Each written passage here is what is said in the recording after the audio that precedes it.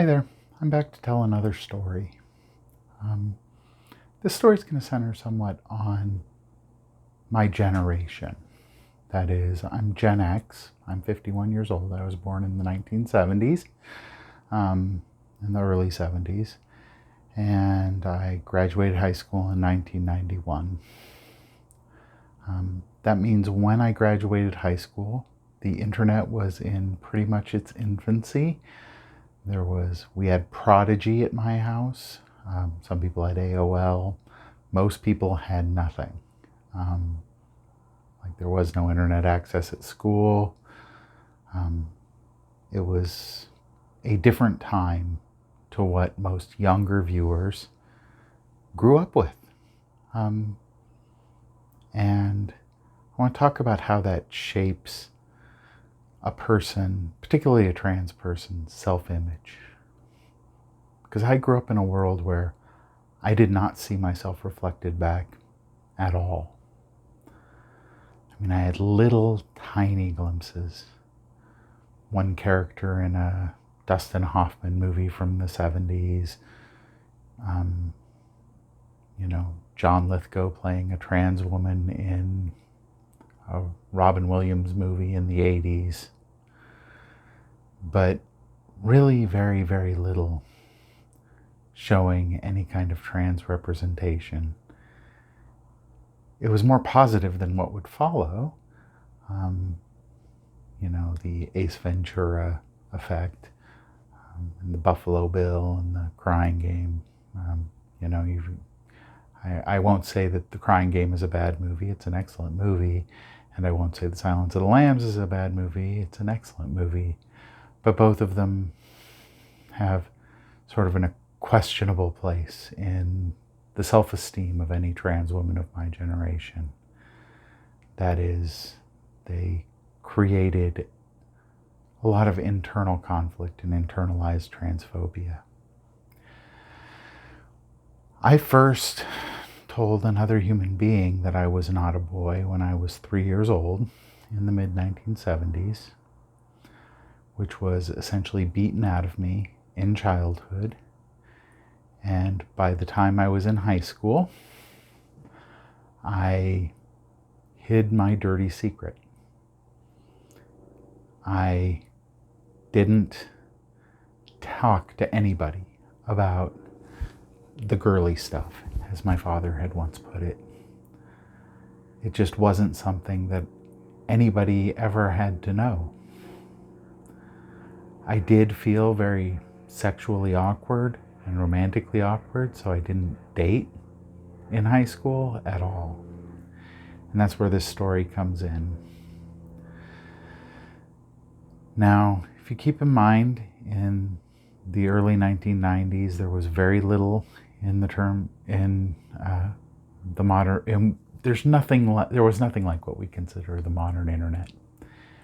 What we had were online services like Prodigy and America Online, which were heavily curated, heavily monitored. Your parents could see what you posted, your parents could see what you were looking at. So you were pretty careful to not stray. It wasn't until the mid-90s that I had my first sort of unfettered internet access.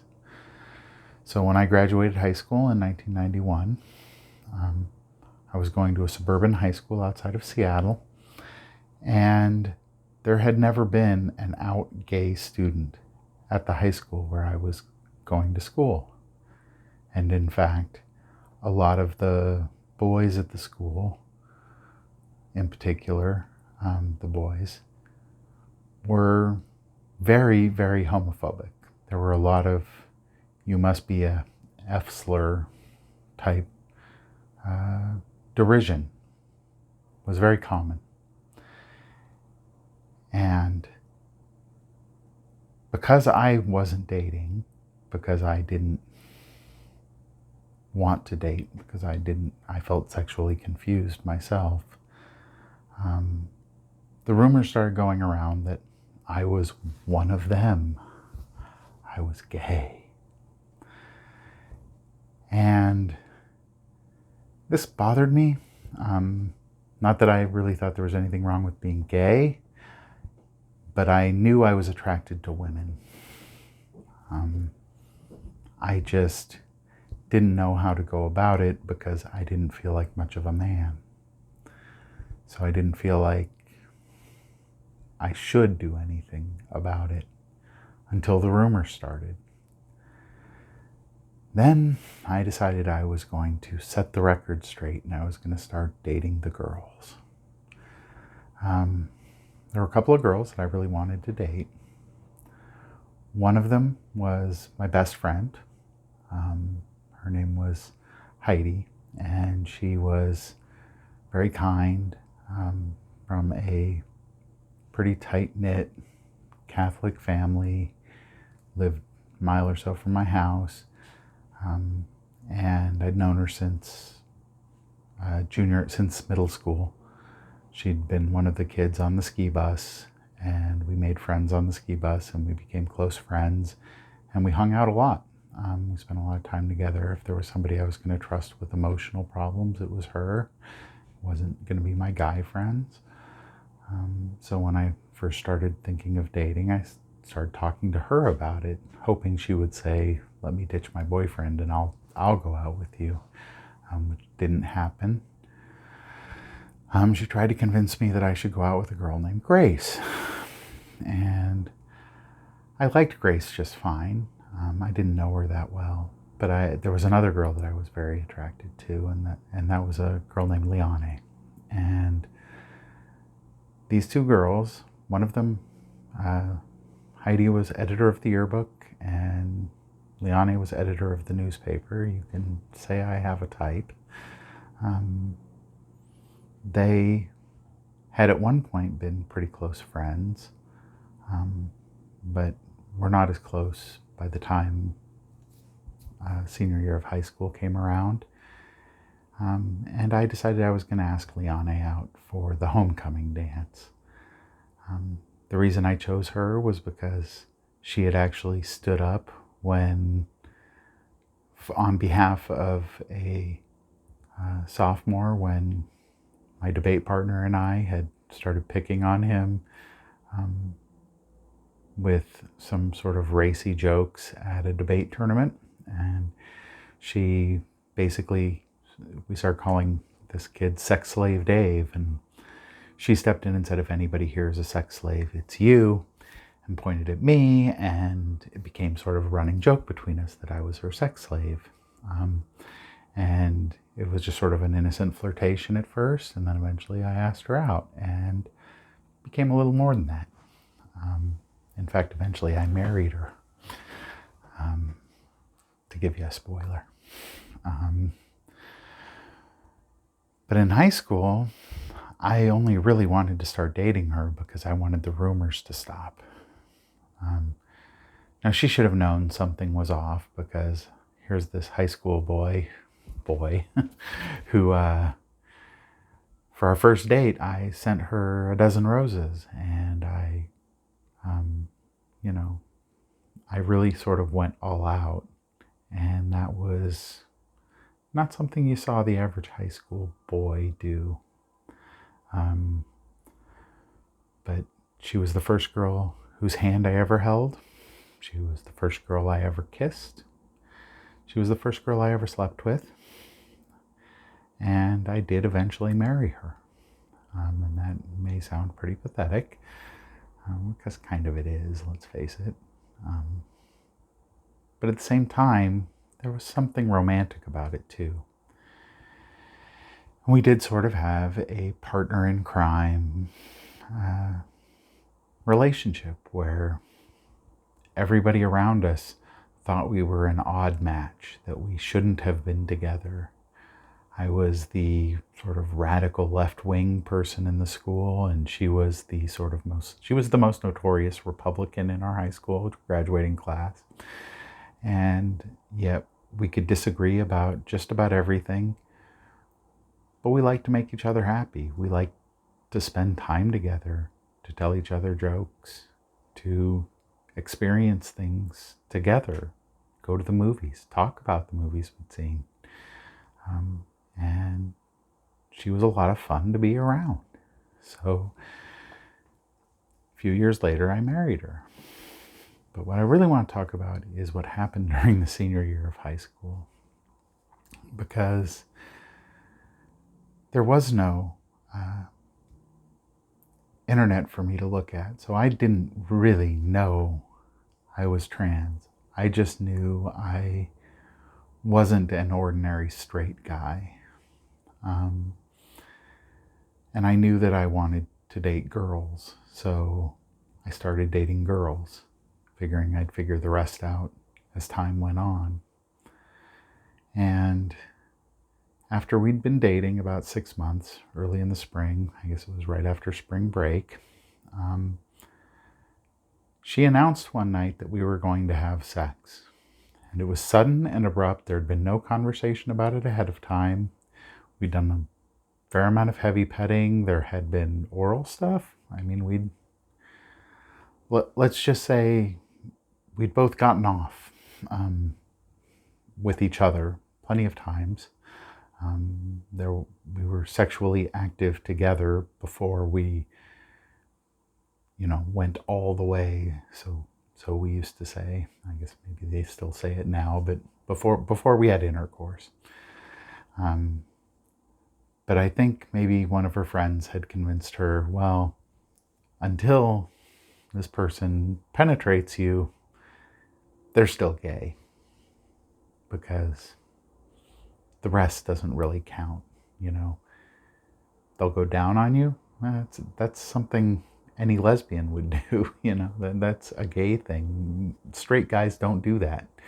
And it's like, so to prove, I guess, to her friends that I wasn't gay, that she wasn't dating a gay man, she decided to have sex with me. And being that I couldn't have it get out that I turned down the opportunity to have sex, not if I didn't want people thinking I was gay, I went along. And let me tell you, it was the worst sex ever. It was terrible. I didn't even finish. I fumbled putting a condom on. She was uncomfortable. I was uncomfortable. We were doing it in my parents' bed with my parents in the other room, watching TV in the living room while we were in their bedroom. And we were watching an awful movie. She actually told me, we went to the video store and she told me to rent the most boring movie I'd ever seen. She specifically asked me what the most boring movie I'd ever seen was, and we rented it. And if you're wondering, it's Continental Divide, which is a romantic comedy starring John Belushi and Deborah Winger, and it's terrible. And I lost my virginity to that movie, as did she. And as we finished, well, sort of finished, as we accepted that it had happened, and she told me that there was one thing that I had to do, and that was I had to promise to not tell Heidi, because Heidi and I were still close friends, and Leonie knew that I was attracted to Heidi, so Leonie knew that she really wanted to make sure that there was a level of intimacy between she and I that I did not have with Heidi. And the next morning, sure enough, I didn't tell anyone.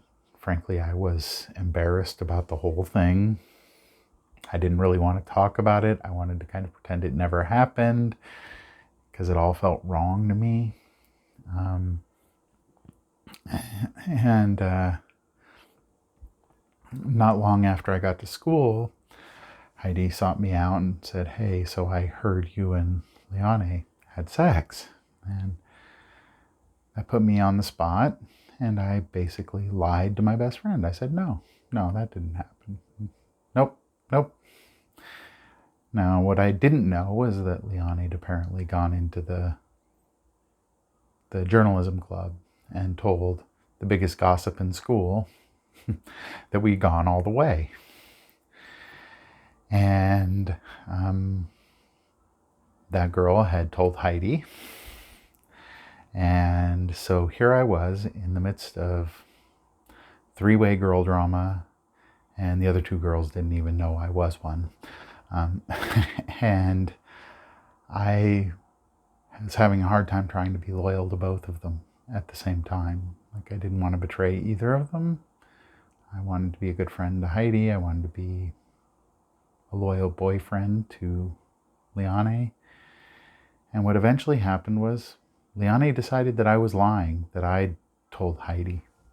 Liane came to me and accused me of telling Heidi, when what had happened was Liane went and told a bunch of people. And the rumor mill being what it is at a suburban high school, it got around to my friends. And so eventually Liane decided to break up with me because apparently I couldn't be trusted. And this, of course, caused a lot of problems for me. I had a lot of trust issues coming out of that. But strangely enough, things worked out that not long after that, Heidi and her boyfriend broke up. And so I ended up going to the other big dance for my senior year, the senior prom, or the senior ball, whatever we called it back then. I can't remember what it was. I do remember the theme song was Forever Young by Alphaville. But I ended up going to that with Heidi, and we were going as friends. Never mind that I went out and spent $300 on a black lace bow tie and cummerbund set to match her black lace dress, and we were the best dressed people at that dance as far as I was concerned. And we had a good time, and one thing leading to another, we ended up being more than friends. And eventually I got clingy. She came to understand that I was probably not a good bet, that there were things that I was hiding. I think she figured out that I don't know what it is, but this is not a mate. This is not somebody who is long-term potential. So she decided to dump me, which I took badly, and I acted horribly, and I ruined a friendship. And I went running back to Liane. And eventually, she and I got married. We eventually got a lot better in the sack. Like most of the really great sex I've had in my life happened during that relationship. But it was during that relationship that the internet showed up. And that's when I learned that trans people were not extremely rare, or particularly trans women. That we were not the 1 in a million instance that media had portrayed us as prior to that. Like, I believe there were a handful in the whole world, and how could I be one of the real ones? It just, the odds are so against it that I must be a fetishistic freak like Buffalo Bill or something. I can't be one of the real ones. And when I first went into therapy in the early 2000s, I honestly believed that when I went in. I really thought that going in, and that's something we call internalized transphobia. I think a lot of younger trans people don't understand just how horrific that was for trans people of my generation and the generations that came before us. How lonely we were during childhood, how isolating and alienating puberty and coming of age was for us. I mean, it's alienating and isolating enough for trans kids today who know they're trans, who have visual representations and media representation of trans people in the zeitgeist. We didn't have that. And it changed. Like, as soon as I knew that there were more trans people around, it became harder and harder for me to lie to myself. And I wanted to play gender games more and more with my mistress, because we ended up with sort of a soft BDSM thing going on, me and my ex. And she, I was her love slave. And we had a lot of fun with that for a while, until it got to a point where it became too real. Where after what I still look at as the best sex I've ever had, I laid there in the afterglow. I was wearing lipstick and makeup, and I'd shaved my legs, and I'd been wearing panties all day because she made me. And we'd gone out on a date, and she'd been teasing me about exposing me for wearing panties the whole time, and it was exciting and exhilarating for me. And then after a very long, very heavy lovemaking session, I was laying on the bed of our nice apartment in downtown Seattle, and I was in blissful afterglow, as satisfied as I've ever been in my entire life. And I looked over, and there was my beautiful wife sitting at the vanity table in our bedroom, looking very, very worried, because as I look back on it now, because the reason she was worried is what had just happened was we'd had some pretty good lesbian sex, and she didn't know what to make of that. I think she was feeling very internally homophobic about the whole affair. Was that by treating me like a woman, in spite of my obvious anatomically male parts at the time, the sex had been really good. And she looked very terrified, and she said to me, "It can never go any farther than that." And my heart broke. Now, I'm sure if you ask her, the divorce was mostly about my drinking or my gambling or my other antisocial behavior. But those things all escalated because I felt sexually alienated. I no longer felt connected with the woman I loved. And as that went away, so too did any desire to be in the relationship. And we were divorced within a year after that. And within a couple of years after that, I found myself in a therapist's office, desperately trying to stay sober because I knew that drinking was going to kill me. And I was just going to tell the truth for once in my life.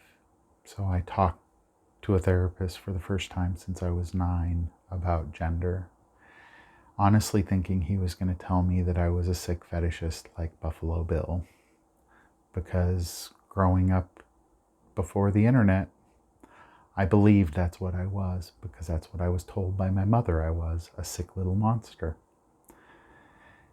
And when he eventually didn't do that, and I eventually came out to him,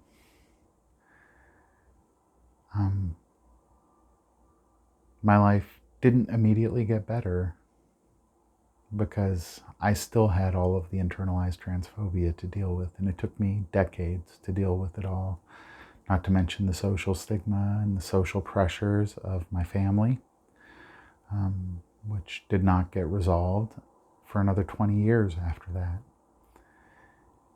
And now that they have, I'm very happy. I mean, I'm very pleased with where my life is today. But there's still a lot of shortcomings in my life. I am not financially well off. I probably would have been had I been able to be happy as a man, because I had pretty good earning potential in sales fields. Just as long as I could drink and be one of the fellas, I could make pretty good money. And as soon as I couldn't do those things anymore, My earning potential dropped off. And as soon as I realized that I'd been lying to myself and to everyone about what I was, that I was actually a trans woman, I went through some dark times over the past 20 years.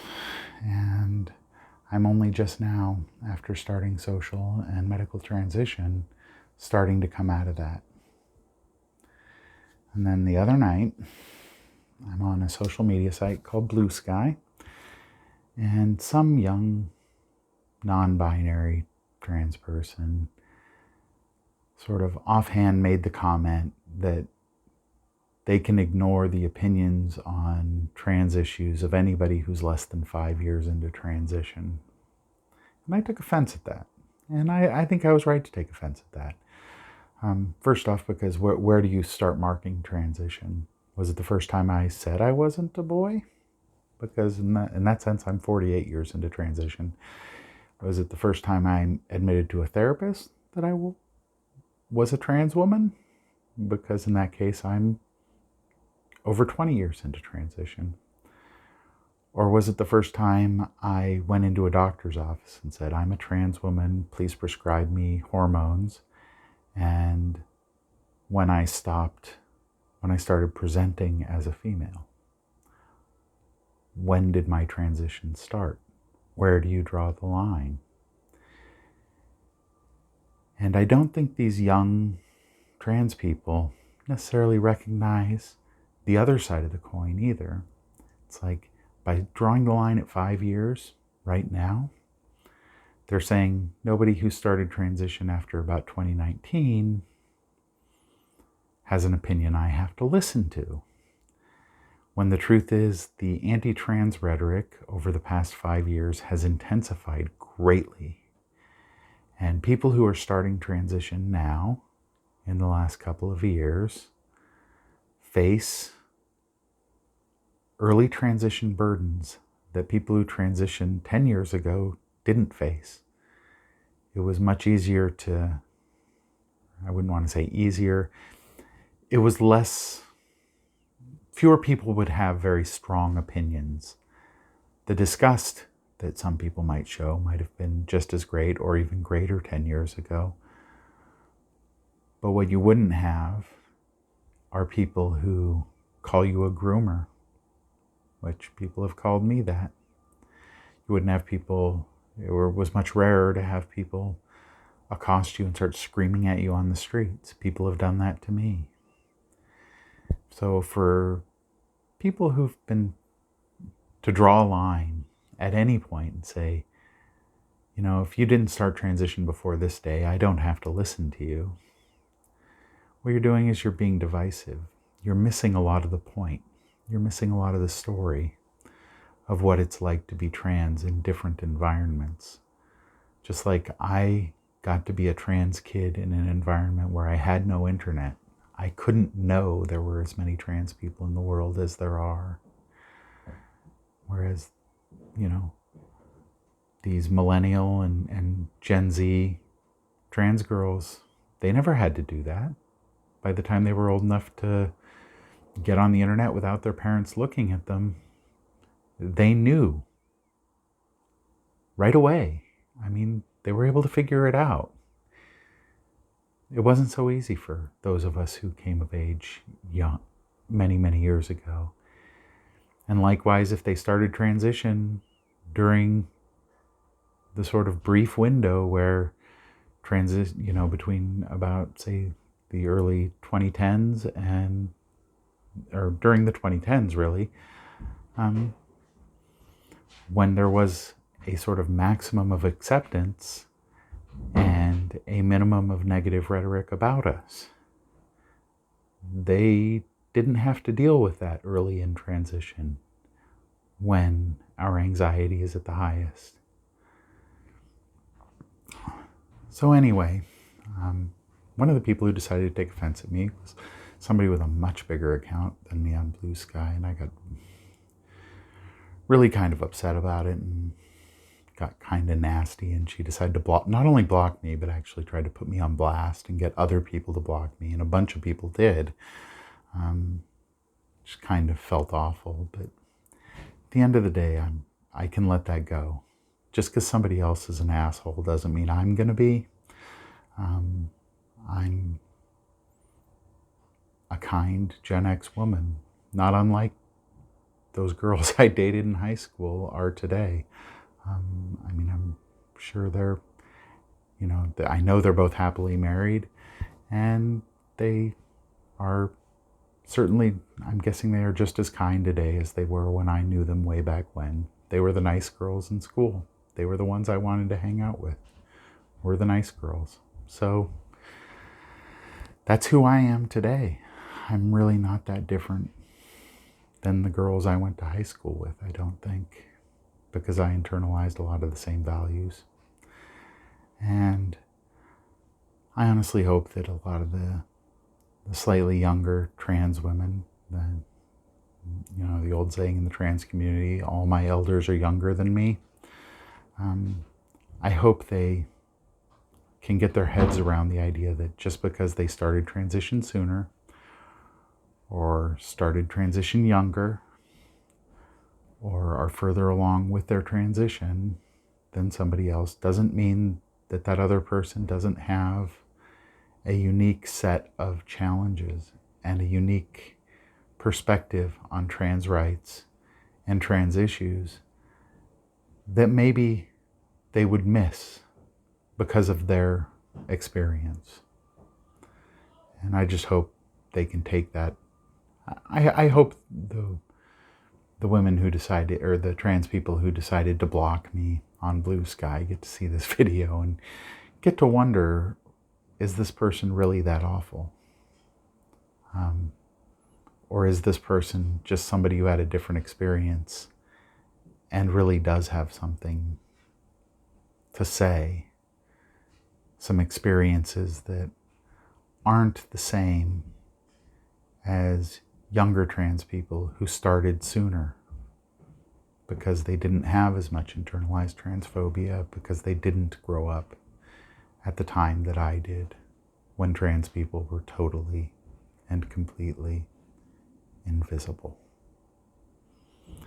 Anyway, God bless you all. Good night.